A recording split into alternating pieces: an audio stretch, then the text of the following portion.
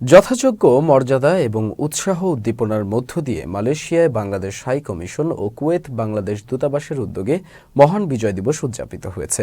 সোমবার সকালে মালয়েশিয়ায় হাই কমিশন চত্বরে জাতীয় পতাকা উত্তোলনের মাধ্যমে বিজয় দিবসের আনুষ্ঠানিকতা শুরু হয়।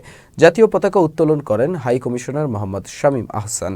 পতাকা উত্তোলন শেষে এক আলোচনা সভা অনুষ্ঠিত হয়। এছাড়াও মহান মুক্তিযুদ্ধ ও জুলাই আগস্ট অভ্যুত্থানের উপর তথ্য ও সম্প্রচার মন্ত্রণালয় কর্তৃক নির্মিত প্রামাণ্যচিত্র আধার পেরিয়ে প্রদর্শন করা হয়। এদিকে দিবসটি উপলক্ষে কুয়েতে বাংলাদেশ দূতাবাস প্রাঙ্গণে দিনের কার্যক্রম শুরু হয় জাতীয় সঙ্গীতের সঙ্গে জাতীয় পতাকা উত্তোলনের মধ্য দিয়ে।